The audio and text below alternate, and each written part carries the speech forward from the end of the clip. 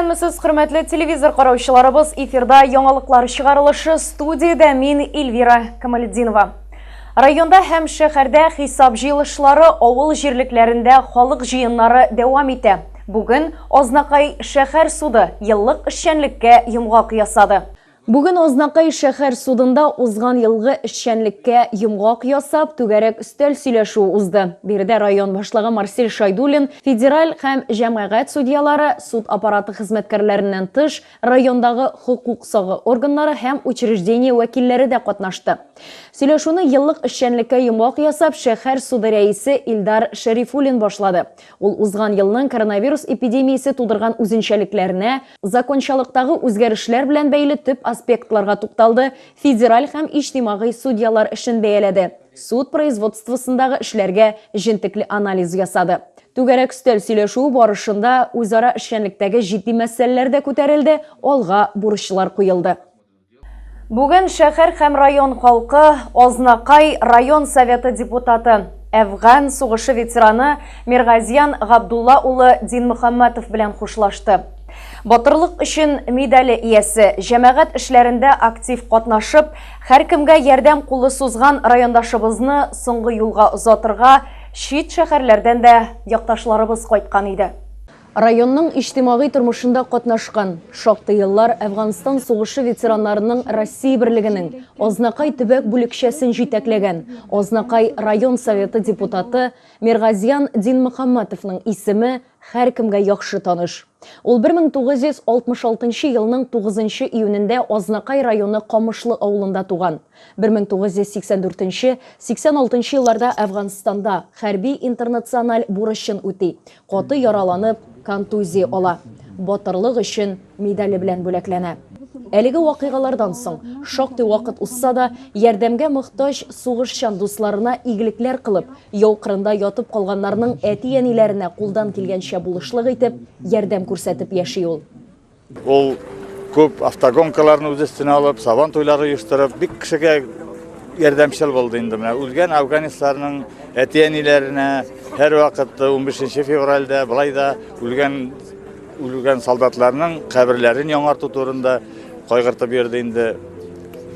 Нәрсә сорап барсаң да юк димәде инде. Һәр вакыт ярдәмчел, ярар эшләрбез дип куанып яши иде инде үзе.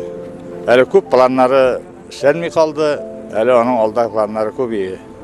Туган авылы Камышлыда авылдашларын сөендереп, мәчетле итүче, зияратны карап, төзекләндереп торучы, тип-тигез юллар түшәтүче дә, авылының тарихына багышлап китап чыгартучы да ул була. Без классташларын һәр вакыт бердәм итеп, барлап торучы иде ул дип уртаклашты классташы ТНВ телерадио компаниясендә эшләүче якташыбыз Ләйсәнә Садрытдинова. Нәрсә генә булса да, әйме, авылдамы ул, шәһәрдәме, халыкны җыер өчен аның бер лидеры булырга тиеш. Миргазиян ул лидер иде. Һәм ул менә авылын гына күтәрү түгел, районны гына күтәрү түгел, ул без классташларны да берләштереп торды. Һәм һәр елны очраштык. Менә аның аркасында, менә шул лидерлыгы аның һәр вакыт алда иде. Рәхмәт аңа. Аның эчендә без бүгенге көндә дә бик дуслар, классташлар белән бик дус. Ул ничек дип әйтим инде, хәзерге заманда бик сирәк күренеш. Хәзердә аралашабыз, бу аның инициативасы буенча, аның аркасында без шушындый дус тату яшәдек гомергә. Чыннан да, районда балалар, инвалидлар, өлкәннәргә багышланган хәйрия чаралары дисеңме, патриотик тәрбия юнәлешендәге эшчәнлек, спорт бәйгеләре, һәр кайсысына матди өлешен кертеп, кулыннан килгәнчә ярдәм иткән Миргазиян Динмөхәммәтовны соңгы юлга озатырга кайткан якташыбыз Татарстанның атказанган артисты Данир Сабиров та аның һәр вакыт ярдәмчел һәм олы йөрәкле булганлыгын ассызыклады. Ул миңа иң бердән-бер Азнакай эшмәкәрләреннән ярдәм иткән кеше. Андый бүтән булмады. Минем якташларым арасында мин аны уялмыйча әйтәләм, турысын әйтәләм. Һәм ул һәр вакыт талантлы балалар өчен дә янып торды. Чөнки аның бүлмәсе, мин аңарда кунакта булганда, әле эшләр гөрләгәндә дә ничек шыдым икән, юк дип әйтә белмим. Берсе керә моны сорый, берсе керә тегесен сорый. Менә балалар ярышка китә, спонсорский ярдәм күрсәтмәсме икән. Ярар, күпчелек ярар инде. Теге урыста бар бит әле шундый мәкаль. Простота хуже воровства ди. Ярар гына дип тә булмый бит юкса. Ну, шушындый кеше иде. Неординарный, үзенчәлекле. Без инде бик якын аралаша идек, менә урыннары җмакта булсын. Төнге эштә килеп керәлә иде ул миңа, тора иде дип, теге Миргазиян абым әйтәм, юклыйсы килә дип. Мин күңелле мизгелләреңне искә төшерәс килә. Теге үлгәч йокларсың дип әйтә иде ул. Әле үлгәннән соң да 3 көн эш кала дип, шундый бик лидер натурасы буенча. Һәм дә менә туры килә бит ничек. Минем туган көнем көнне менә миңа 34 яшь тулу көнне менә тарихта калачак иде, күңелдә минем мәңге калачак. Теге хәбәр килде миңа, Миргазиян абый мәрхүм булды дигән. Миргазиян Габдулла улы Динмөхәммәтовның игелекле эшләре, якты истәлеге райондашлар күңелендә озак сакланыр диде район башлыгы Марсель Шайдуллин. Әнисе, тормыш иптәше Альбина ханым да хөрмәтләп соңгы юлга озатырга килүчеләргә рәхмәтләрен җиткерде. Миргазиян Габдулла улы Динмөхәммәтов туган авылы Камышлыда җирләнде. Аңа нибары 54 яшь иде. Кемгә уен, кемгә эш. Азнакайда берничә сәгать эчендә яуган кар нәтиҗәсендә килеп туган вәзгыять хакында тулырак алдагы материалыбызда. Азнакайда түгел, вообще шәһәрләрдә шундый хәл. Расих абый Шакирҗанов кыш көне машинасында һәр вакыт көрәк йөртә. Кайда һәм кайчан кирәге чыкканын беркем белми. Һава торышы булай үзгәреп торганда һәр вакыт ярдәме тия ди ул. Расих абый гына түгел, машина йөртүчеләрнең күбесе кичә шәһәр эчендә мондый хәлгә тарыгандыр. Иртәнге сәгать 3-тән алып Азнакайда 80 мм калынлыгы кар яуды ди белгечләр. Юл хезмәтләре күпләп кар явуга каршы торуын да дәвам иттерде. Иртәннән үк яшелләндерү һәм төзекләндерү унитар предприятиесенең 10 техникасы шәһәр урамнарын чистарта. Җәяүлеләр юлларында 2 техник эшләде. Автобус тукталышларын тазартуга 15 кеше җәлеп ителде. Все в работе. В нашем распоряжении 118 километров дорог. Все микрорайоны Яңаюл, потом микрорайон Манаус, Монолит. Вот эти вот районы относятся к нам. В связи с погодными условиями привлекается ли дополнительная техника? Да, до этого привлекалась по вывозу снега. Это организации УАД, Нефтетранс, ОТТ, Простор, Фривей, АПТС. С газового участка привлекалась техника, вывоза более 20 машин. Машина йөртүчеләр генә түгел, шәһәрнең шәхси секторында яшәүчеләр дә кулларына көрәк алып, ишегалларын, капка төпләрен кардан чистартуга кереште. Бу көннәрдә көрәк сатып алучылар да бераз артты ди хуҗалык товарлары сатучылар. Күпләп яуган кар кемнәргәдер эш өстәсә, балаларга сөенеч бүләк итте. Укулардан соң мәктәп укучылары әнә шулай кар атышлы уйнады. Әле алда да кар явачак, тик бу атна ахырында һава температурасының түбәнәюе турында искәртә синоптиклар. Укучы баласы булган ата-аналар мәктәпләрдә туклану кайнар ашның сыйфаты хакында кызыксына. Баланың сәламәтлеге һәркем өчен беренче урында. Бүгенге көндә Азнакай районы мәктәпләрендә туклану ничек оештырылган? Балалар мәктәп ашханәсендә әзерләнгән ризыкларны яратып ашыймы? Бу хакта алдагы сюжетыбызда тулырак. Шәһәрнең 9-нчы урта мәктәбендә менюда сөткә пешкән ботка, ит котлеты һәм яшелчә салаты. Ипинең дә 2 төрлесе, агы һәм карасы куелган. Дети никогда не жаловались, что они, допустим, невкусно кормят или что-то не так. Они всегда довольны. А в учебе, наверное, детям, если они будут сыты, то, соответственно, и они учатся будут, наверное, хорошо. У них будет намного лучше идти учеба. Балаларга барысында идәге кебек күңел җылысы биреп әзерлибез ди аш пешерүче апалар.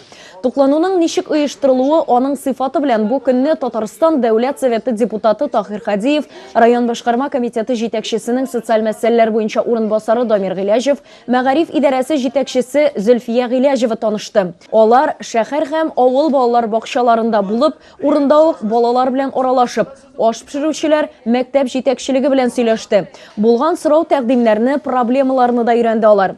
Бүгенге көн кадагында мәктәп ашханәләрендә табак савытларны яңарту кирәк. Дәүләт Советы депутаты бу мәсьәлә буенча эш алып барылачак дип белдерде. Балалар белән очрашканда мин үзем инде сораулар бирдем. Сезгә нинди ризыклар ошый, кайсылары кирәк, ничегрәк дип. Әлбәттә, болай очрашкан чиракта ниндидер тискәри җаваплар булмады.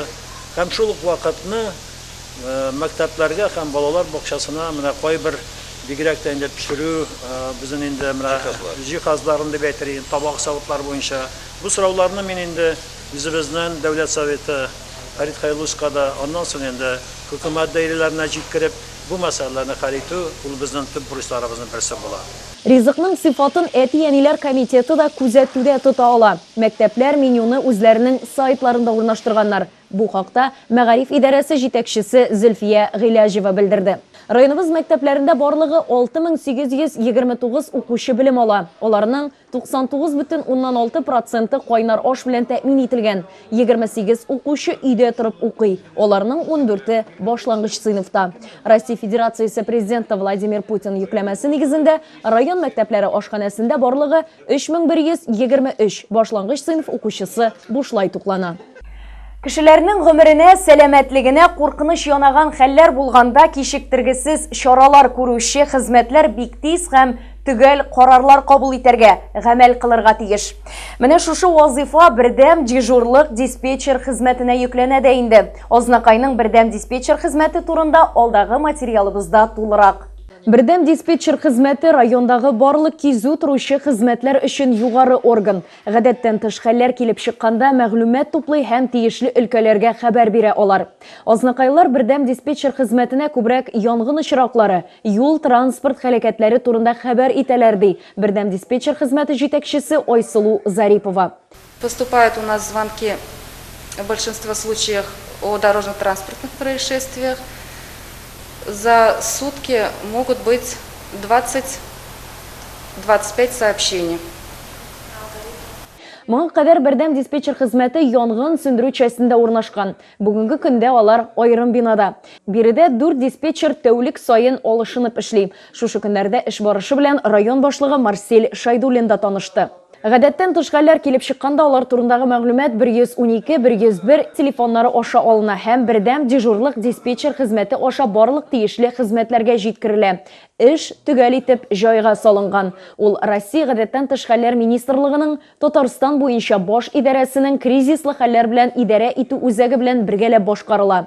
Алынган мәгълүматны оператив кизү торучы үзәктәге кизү торучыга һәм башка җаваплы органнарга җиткерә. Эш урыннары персональ компьютерлар, телефон элемтәсе белән җиһазландырылган. Хезмәткәрләр барысы да үз хезмәтләрен белеп, олы җаваплылык тоеп башкаралар. Чөнки бердәм дежур диспетчер хезмәтенә гадәттән тыш хәлләр генә түгел, төрле очракларда да мөрәҗәгать итәләр ди алар. Район башлыгы да гадәттән тыш хәлләр азрак булсын, кешеләр каза күрмәсен дип теләде бердәм диспетчер хезмәткәрләренә очрашу ахырында. Бар кеше изгелек кылса, яктырыр иде дөнья. Һәр даим игелекле чаралар үткәреп, изгелекләр кылучы Зәңгәр мәчеттә бу ялларда сәламәтлекләре буенча мөмкинлекләре шикле булган балаларга бәйрәм оештырылды. Якшәмбе көнне Иртүк мәчеткә сәламәтлекләре буенча физик мөмкинлекләре шикләнгән балалар, Азнакайның коррекция мәктәбе укучылары һәм әти-әниләре килде. Якты мәчет диварлары, Зәңгәр мәчет имамы Нәфис хәзрәт һәркемне җылы каршы алды. Кунаклар каршында мәчеткә йөрүче мәдрәсәдә укучы балалар чыгыш ясады. Коръән, дуга уку, әлифбаны сөйләгән һәркемне бирегә килүчеләр зур кызыксыну белән күзәтте. Аларга карап сыкланды. Балалар һәм әти-әниләр шәй табын артында тәм-томнардан авыз иткәннән соң сәламәтлекләренә карап әзерләнгән уеннарда да катнаштылар. Соңрак һәрберсенә мәчет тарафыннан әзерләнгән бүләкләр дә тапшырылды. Дөньяның матурлыгын күрә, чын күңелдән шатлана белә алар. Аларны сөендерү зур савап дип уртаклашты Зәңгәр мәчет имамы Нәфис хәзрәт Хәкимов. Районда өлкән яшьтәгеләрне күркәм бәйрәмнәре, юбилейлары белән котлаулар дәвам итә. Дайма апа Мөкминова да шушы көннәрдә 90 яшы уңаеннан котлаулар кабул итте. Тымытык авылында яшәүче Дайма Мөкминова сугыш чорында өлкәннәр белән бергә колхозда тырыш хезмәт куйган. Урман кискән, сугыштан соң балалар бакчасында, оннан Азнакай газ цехында эшләгән. Тормыш иптәше Рәис абый белән 3 бала үстергән алар. Бүгенге көндә 11 оныгы, 20 оныкчыгы бар. Балалары тәрбиясендә яшәүче ветеранны 90 яшьлек юбилее белән котларга Татарстан Дәүләт Советы депутаты Тахир Хадиев килде. Аңа республика җитәкчелеге исеменнән котлаулар җиткерде. Дайма апаны шулай ук район хакимияте исеменнән район башкарма комитеты җитәкчесенең социаль мәсьәләләр буенча урынбасары Дамир Гыйләҗев, авыл җирлеге башлыгы Эльвира Гыйләҗева, Тымытык авылы ветераннар советы рәисе Радик Солтанов, Азнакай газ цехы җитәкчелегендә котлап, бүләкләр тапшырды.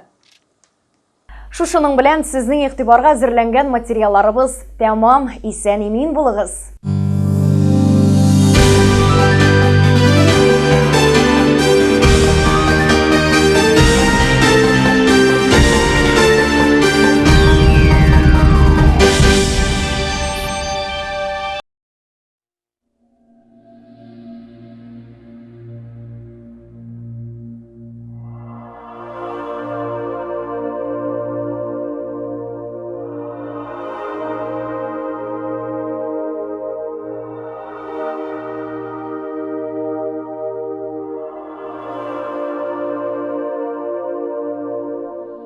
Күргәннәрне барлый килсәң, кагаз каләмең җитмәс.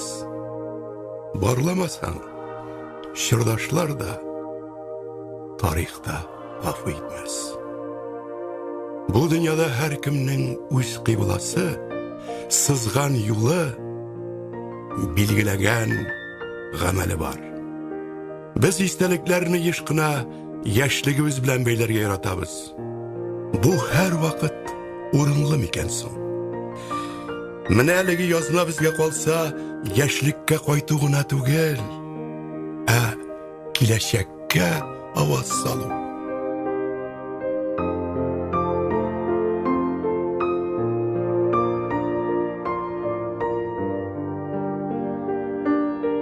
Татарстанның иң бийек ноктасы Азнакай районында урнашкан. Бу якта иң сүзен ирексездән еш кулланасың. Чөнки булдыклы, билемле, үҗәт халык яши. Азнакай гаҗәеп гүзәл табигатьле генә түгел, ул татарны дөньяга танытучы шәхесләр бишегедә. Бүген сүзебез шаулап торган урманнар чолганышында урнашкан Камышлы авылы хакында. Аның турында истәлекләр сөйләргә телибез. Хәерле сәгатьтә.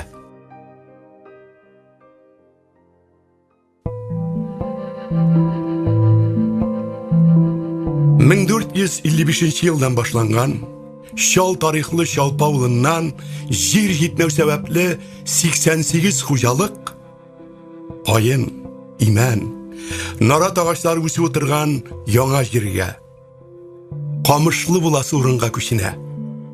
Бу вакыйга 1928 елны була. Латипов Ахат белән Әхмәтҗанов Миңнәхмәт исемлек төзиләр. Билгеле, рөхсәтсез күченешләр дә була. Авылга Камышлы күл атамасы бирәләр. Миңнәхмәт исә саван белән урам буласы урынны сөреп тә чыга. Аңа урман кырларда җыелган су төшә. Шулай итеп, урам уртасында йырганак барлыкка килә. Камышлы авылына нигез салучыларның балалары ул елларны бүгенгедәй хәтерли. Менә авыл тарихын алар үзләре ачып бирерләр. Җиргә якынрак булып эшләү өчен җиңелрәк булсын өчен күчкән булырга тиеш ул. Ул вакытта бит транспортлар хәзергесеннән көчле тракторлар юк, ат белән эшләү. Шалпы олы, тегеләр ат белән килеп җиткәнче әби җитә ята. Бу як басулар җирак бит. Мөлек кутырына чаклап барганнар. Әнкәйләр инде шуңа була күчкәннәр. Кыры басуы бөтен кеше шулай Үз кеше белән көн күреп, диңгез корып яши башладык. Атлар алып килдек, сыерлар алып килдек. Һәр кемнең үз хатирәсе. Алар барсы да безгә бик кадерле. Шитәннән иш алдык, иш сыймыя. Белең хатага. Иш сыймыя бергә тордык. Тегеләр иш алып кергәнче бергә тордык. Ул вакытта хамысыны сөйләсәң сак катырлык. Киртә, сон иләр юк. Кыймалар юк, ситәннәр, киртәләр, бәләкәй йортлар. Ул хәзер андый мунчалар да юк. Шул кадәре җир инде. Урта бер җирдә генә менә бер кое бар иде, шул куега киләләр иде суга. Оннан берәм күчкәннәр инде. Менә әле мин килгән вакытларда да бакчаларда бөтенләй урман сыман куенныгы. Менә шул урман эченә шушы сыдага килеп утырганнар да индалар. Оннан берәм кешеләр күчә башлаган, үзләре тормыш корып яши башлаганнар. Күчкәч агачларны төпләп, әле без бәләкәй вакытта да агачлар һәр кемнең ишек алдында каеннар ниләр үсеп утырадыр. Шушларны төпләп колхоз булып эшләп киткәннәр. Октябрь колхозы булган башта.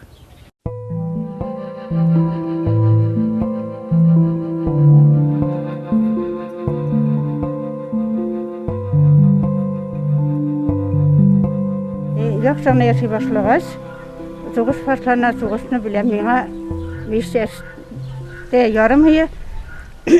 Атлар бага төялгәннәр, яшьнегә җылыйлар, гармон уйныйлар. Сөйләп, бөтен кеше инде мине әти күтәреп ала да җылый. Шушы олы юл бар монда, атлы юлга чыгып күмелгәнче әнкәй яулык булгап торды. Күздән югалган чаларга. Менә шундый коточкыч хәлләр.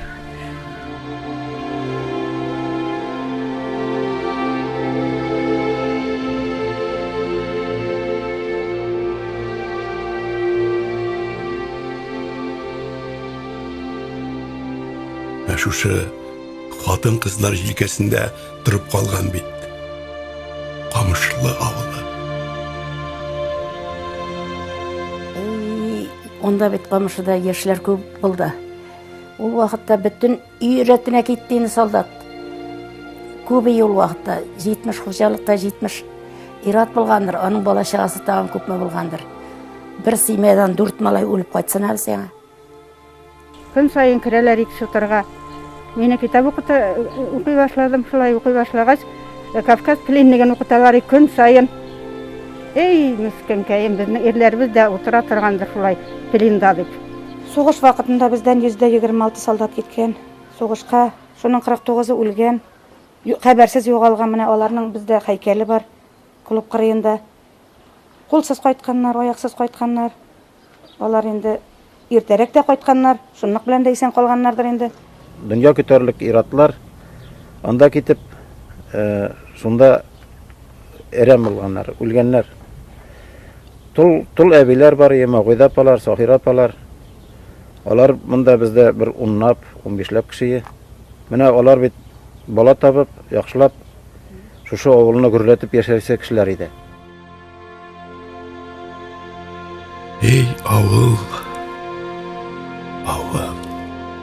Яйтегез.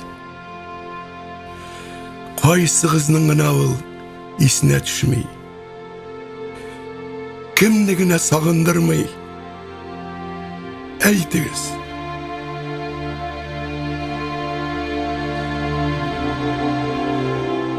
Һәрбер кешенең күңел түрендә туган авылы, аның моңы яши. Yıllar узгач кына без аны сизә башлыйбыз, ишетәбез, хәтта күз алдына да китерәбез. Сугыш вакыты булса да, кеше халык бергәме инде. Кайгыда бергә, нибә бергә, әле хәзерге заманда әнкәй әйтәдер, рәхәт юлга атты дип.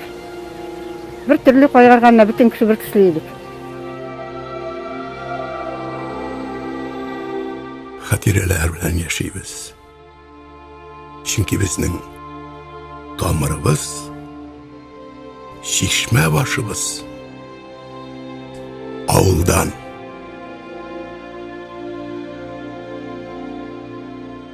Biz belki vaqtda avulda her bir uydan 5-6 bala yugurib chiqadir. Uram bo'ylab uram gurullab turadir. Maktab 8 yillik maktabi. Avul soveti idara klub to'liq kishi bo'ladir. Ул яшьләрнең күплеге, көн сайын концерт, көн сайын театр, минем дә театрлар куйган кеше, 8 класс мәктәбие. Күңелле, теләсә каян укытучылар килде. Бөтен дөньяда укытучы күбие. Ул яшьләр көн сайын театр ибне клубларда. Без үзебез уйныйдырык, үзебез җырлыйдырык. Шулай итеп эшләп киттек, сыерларны арттырдык. Ondan bulay kolxozlarını birleştirүү başlandı. Başta balanını bölek kusıldık. Ondan bulay balanını bölek kusılıp 1-2 yıl işlegeçte жаңадан şolpığa kuştular. Şolpığa kuştular 7 avul bolduk bir kolxozda.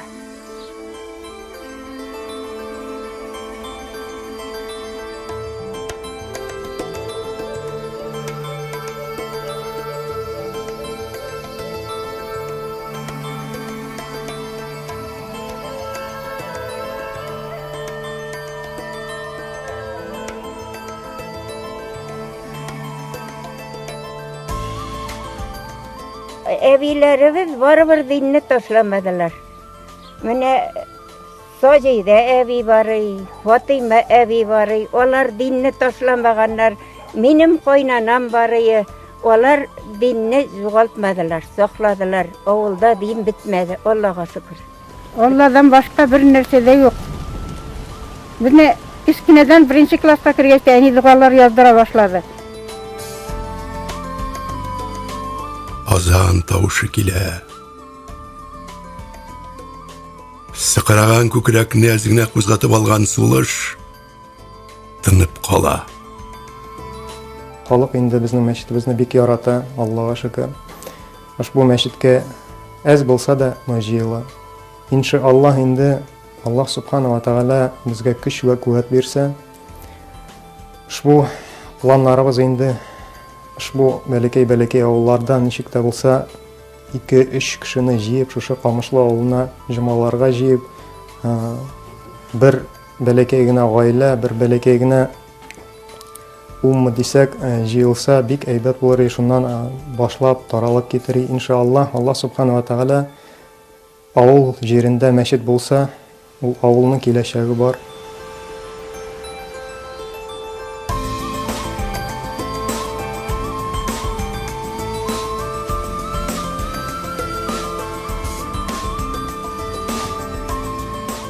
Миргазиян мәчет салды, Аллаһ йорты. Аңа килергә тиеш бит авыл халкы, яши карты. Укымышлы муллабыз бар. Нинди сорау бирсәң җавап бирә. Чөнки ул укыган кеше гарәп телендә белә. Мәчеткә килгәндә бит ул адым сайын савап языла. Иченә кирип дуга кылсаң, тәнгә сихәт табыла. Мәчет манарасында ой, карасаң күңел тула. Дөнья йорты кунак бит ул, мәңгелекне син уйла. Озан тавышын ишетсәң, дуга кыл. Тәнгә сихәт, җанга рәхәт табарсың. Буш вакытыңда әрәм итмә. Мәчеткә кил, шунда барсын аңларсың.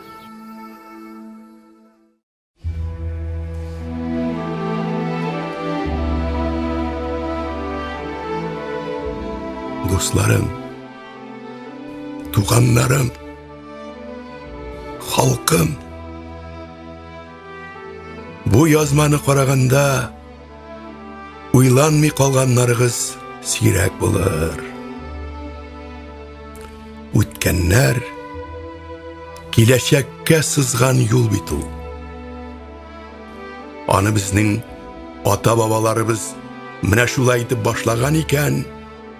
Димәк, ул дөрес юл.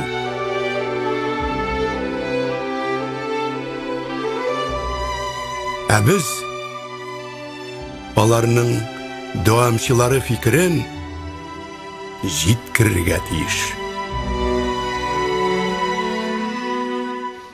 Ол шухатлы матуры, яшьләр көй, балачалар күбәйеп, без кичке уеннарга чыга торган идек. Лапталар, чирталар уйнадык. Ике урамлылар уйный торган идек. Балачага шухатлы күбәйде. Ул мәктәпләр шундый матур, ул мәктәпнең ихатасында матур итеп су ага торган яз көне. Шигырә бите ихаталар. Хәзерге вакытта бит мәктәп тә юк, садик та юк. Халык өзәя башлауга халык үзе гаепле була торгандыр инде ул. Кемнәрдер бәхет эзләп читкә чыгып китә, менә безнең бит инде күпчелек яшьләребез шәһәр җирендә тора. Шәһәрдә торып, авылны мактап, шулай итеп яталар үзләре. Тырышса, авылда үлми кеше. Бәрәңесе бар, малны асраса, акчасы да була, кайтырга теләмиләр. Biz bir qarşı bu qamışlı bitkenge. Gel менә мин адакы сәгатенә җиткән кеше 50 мин оглыбызны бетерде. Авылыбыз бетмәсен. Мин шушы Камышлы авылында туып үсүем өчен горурланам. Без бу авылны битерсәк, безгә әби бабалар бик рәнҗеп ятачаклар. Шуның өчен киләчәк яшь буын өчен дә әйтәм, авылны ташламыйк, бергә яшик, бергә булыйк. Безнең һәрберебезнең кулдан бөтенебездән дә килә, барсында нәрсә уйласак, шуны эшлибез. Кайтсын авылга кеше дип шатланып торабыз кайткан яшьләргә. Шундый семьялар кайтсын матур дип. Матур бит Камышлы шул чаклы.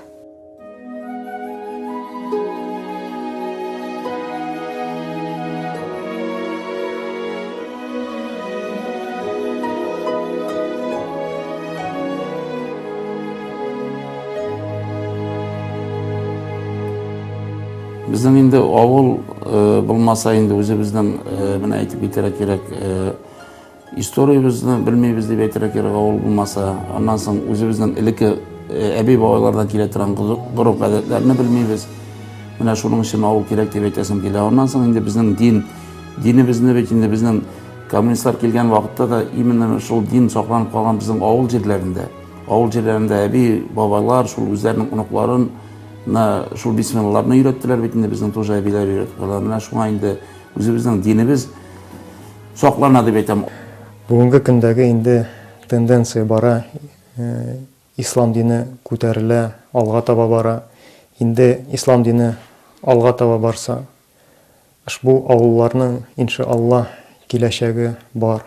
Бу авыллар тарих битләрендә генә калмый. Бүгенге көндә кеше яшәргә тырыша, эшләргә тырыша, авылны битәр дип уйламыйм мин. Безнең инде менә шу үзебезнең авыллар булмаса, киләчәк юк дип әйтергә кирәк. Шулай бит. Шуңа күрә инде киләчәк булсын өчен авылга яшьләр кирәк, бүгенге көндә яшьләрне кайтарга кирәк. Яшьләрне бүтән яклап та ярдәм итәргә кирәк яшьләргә. Балалар, яшьләр авылга тарту өчен, тартуны алар гына тартып кына булмый аларны. Алар үзләрендә дә бурыч сизәргә тиеш. Ата-ананы ташламый әле дип үзләрендә бурычны сизеп кайтырга тиешләр. Киндек тамым, каным тамган җир дип авылны торган нигезне онытмаска тиеш беркем дә.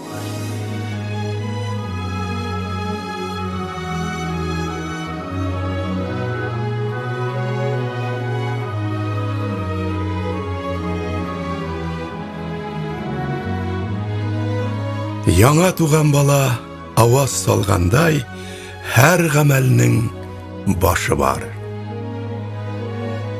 Иман нурыңдрик барлык күркәм башлангычларыбызга да. Соңгы вакытта бик зур эш алып барыла безнең районыбызда, шушы авылларыбызда. Беренчедән инде ул без шушы республика программалары нигезендә бик күп программаларыбыз бит инде авылга, авылның үсешенә каралган. Ул инде менә яңа клублар төзелә, яңа юллар, су линиялары алыштырабыз. Шулай ук инде фапларны ремонтлыйбыз, яңа фаплар төзелә авылларыбызда. Бу инде үзебезнең президентыбызның ярдәме белән республика буенча 30 программа бар. Алар инде күбесе шушы авыллар өчен. Һәм инде авылларда бик матур итеп шул ук капиталь ремонт, мәктәп ремонтларында алып барабыз.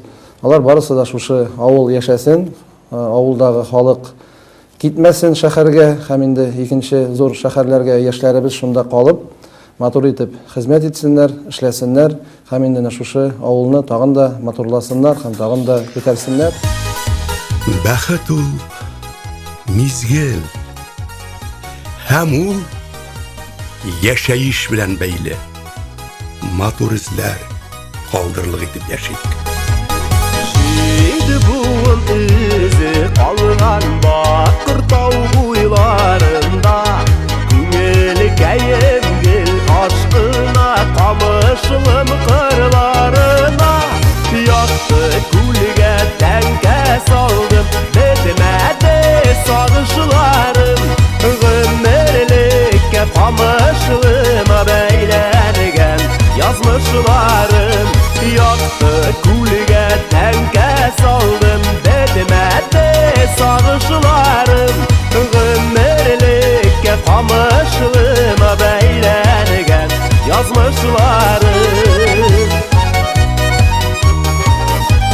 Сандугачлар кунып, сайрый камышлым талларына, жанга якын кайыннарым, сапый урманнарында, якты күлгә тәңкә салдым, бетмәде сагышларым, гомерлеккә камышлыма бәйләнгән язмышларым.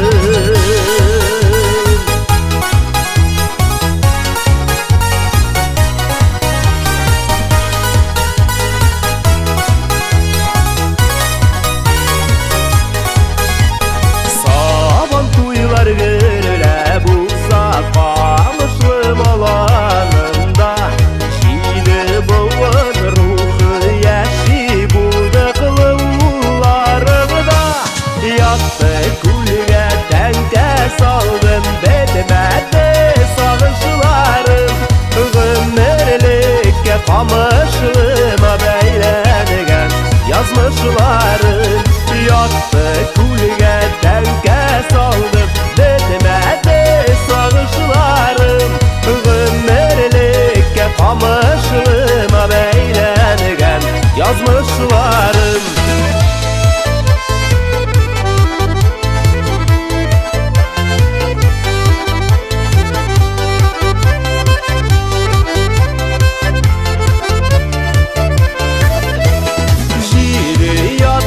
Kaldırmayık tuğan ağlım yazmışım, onuklarda seni sağınıp kaytsın ili kamışlım.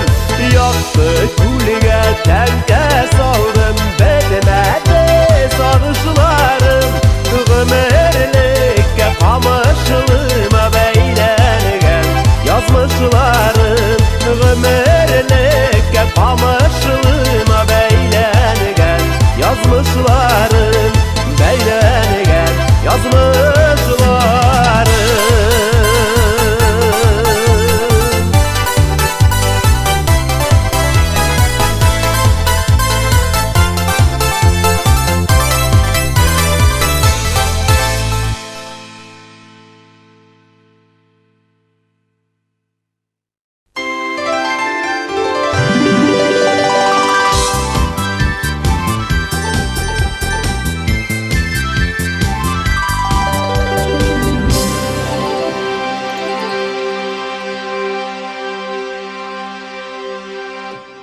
Туган көннәр белән котлап сезне иң изге теләкләр юллыйбыз. Шатлык, сөенештә гел куанып яшәгез. Якыннарыгыз юллый котлауларны.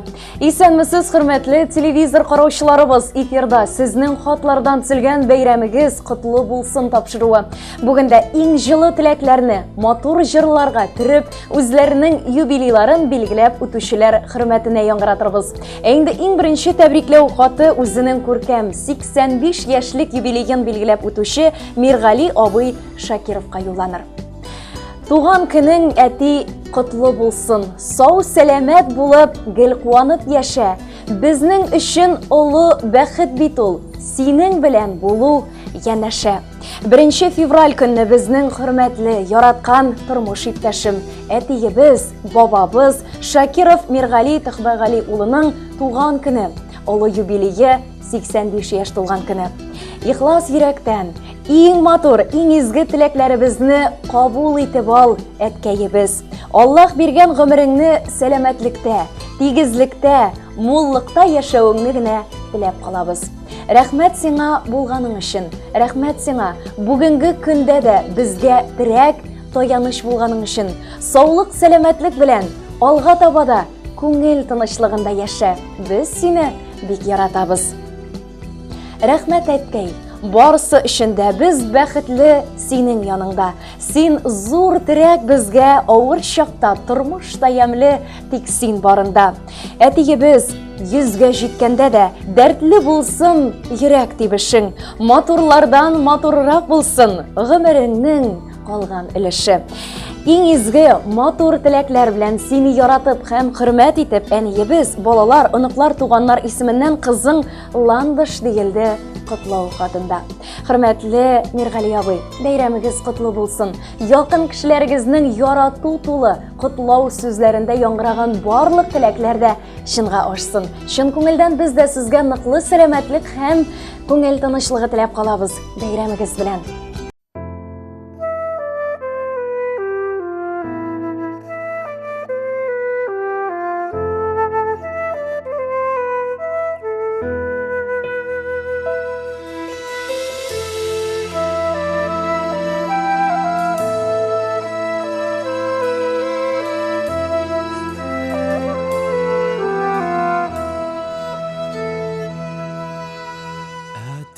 Қолларында көкке ұшуларым, жилкәсендә туйган рәхәтлек. Истән чыкмас хисләр, күңел канатлары, әти сиңа мин мең рәхмәтлек. Бәхет кайда дисәң, әти кочагында, жылы карашында әтинең. Мәхәббәтле дөнья, мәрхәмәтле дөнья, син төзегән дөнья, әтием. Гомер узган саен якын миңа әти, уйларымда эндәшәм, тормышымда минем ышанычлы терәк, әти сүзе, әти киңәше. Күз яшьләрең безгә күрсәтмисең, әти, сыкранмыйсың, әти, язмышка. Сиңа сыйынганда җил давыллар тына, ямыз тәләсеман тормышка. Йөрәгеңдә әти, синең дөньяга матурлыкка ашык күңелең. Синең белән әти, без канатлы кошлар, мәңге өзелмәсен гомерең. Гомер узган саен сагындыр әти, уйларымда тормышымда минем ышанычлы терәк, әти сүзе, әти киңәше.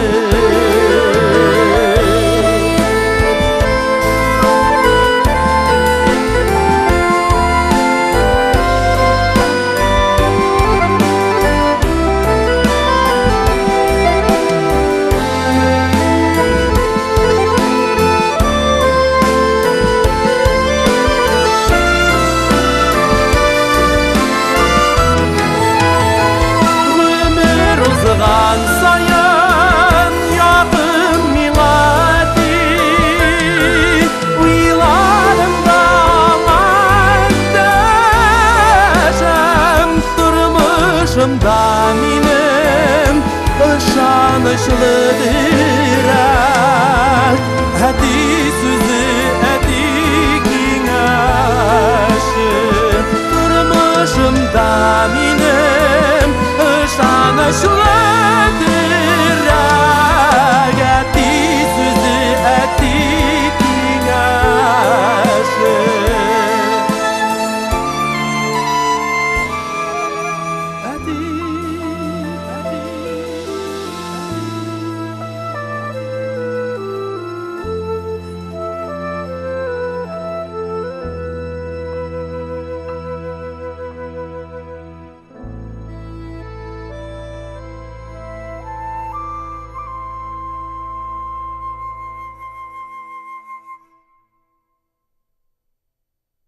Алдағы матур тәбрикләү хаты Зилә апа Мусинға юлланыр. Туган көн ул бәйрәм көнлә, елга бер кабатлана, алган матур теләкләрдән күңелләр канатлана. 1961 елның 3 февраль көнендә безнең иң яраткан, иң кадерле кешебез, әниебез дөньяга аваз сала. Безнең әни, газиз кешебез Сарлы авылында яшәүче Мусина Зилә Рәмзә кызы. Җир йөзендә әнидән дә якын, рәхимле әнидән дә олы җанлы зат юктыр ул. Син әтиебез Гөлүс белән безне үстергән, аякка бастырган, борчылган күпме куанычлар, бәхетләр кичергән кеше. Кадерлебез, сине шушы бәйрәмең белән ихлас йөрәктән тәбрик итәбез. 60 яшь бит әле ул нибары, 60 кыш, 60 җәй һәм 60 яз гына. Йөзләреңдә нур балкып торганда, синең өчен әле ул гомереңнең җәе генә. Әле аның көзе дә, кышы да кабат, әбиләр чуагы да булыр. Көчле рухлы һәм кешелекле, юмарт һәм ярдәмчел, бәхетле һәм сәламәт бул. Уй теләкләрең тиң, туар таңнарың тыныч, саулыгың ныклы, гомерең бәхетле булсын. Тормышыбызга ямь өстәп, авырмый, кайгы, хәсрәт күрми, озын гомер итүеңне, балаларыңның һәм якыннарыңның игелеген күреп яшәргә ясын Ходай дигән теләктә карап калабыз. Әниебез, бәйрәмең котлы булсын. Яңгыраган барлык теләкләребез дә шынга ашсын. Син әнием тиңсез, тиңсез йылдызларга, йылдызлар бит бер мәл атыла. Син атылмас мәңге нурыбыз бит, сүнмә генә, мәңге янгына. Алга табада без якыннарыңны кояш кебек балкып, үз тирәңдә җылытып кына яшә дигән теләкләрне юллады иң кадерле кешеләрегез. Һәм инде Зилә апа, без дә ул теләкләргә кушылып, бары тик күңелегез түрендә йөрткән хыялларыгызның һәрберсе дә шынга ашсын дигән теләктә калып, матур җырны да якын кешеләрегездән сезгә музыкаль бүләк итеп яңгыратабыз. Котлы булсын туган көннәрегез.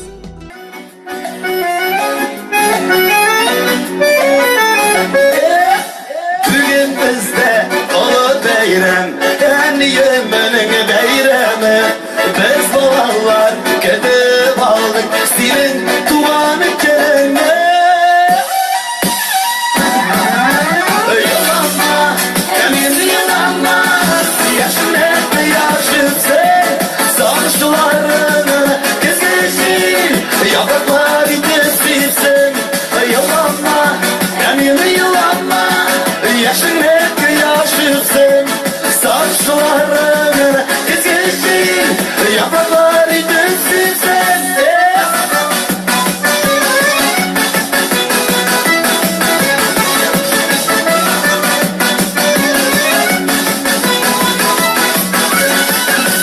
Daralsın sağışmanların, kaygıların daralsın. Sinimindey sandılaştay, verma duracır yaralsın. Yalanma, yani yalanma, yaşın hep yaşıpsın. Saçlarını kesmişsin, yapraklar kesmişsin. Yalanma, yani yalanma, yaşın hep yaşıpsın. Saçlarını kesmişsin, yapraklar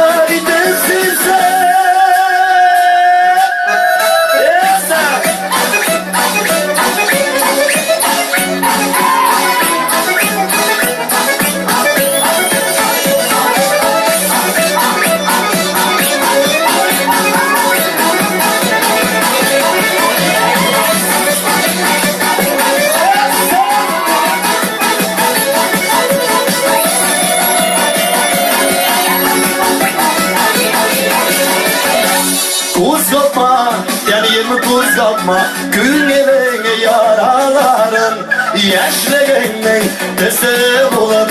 Bu iki de bağlaları. Yılma, yanayım yılma. Yaşlını gözyaşım sen, sarışların gezilsin, yapraklar itemsilsin. Yılma, yanayım yılma. Yaşlını gözyaşım sen, sarışların gezilsin, yapraklar itemsilsin. Yapraklar itemsilsin.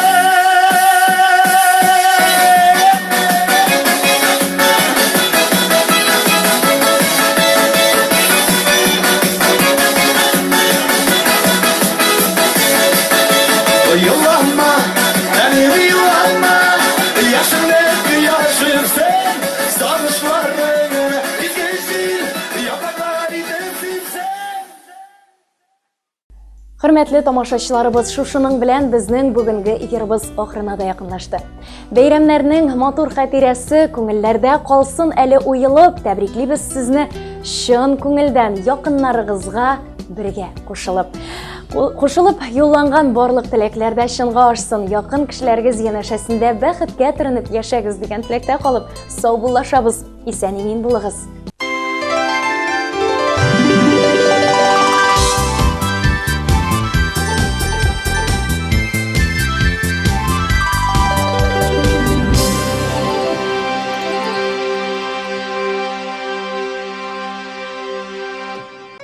Именная ложка – безусловно отличный подарок на праздники и будни. В торговом центре «Шифа» заработал отдел именных подарков для самых любимых.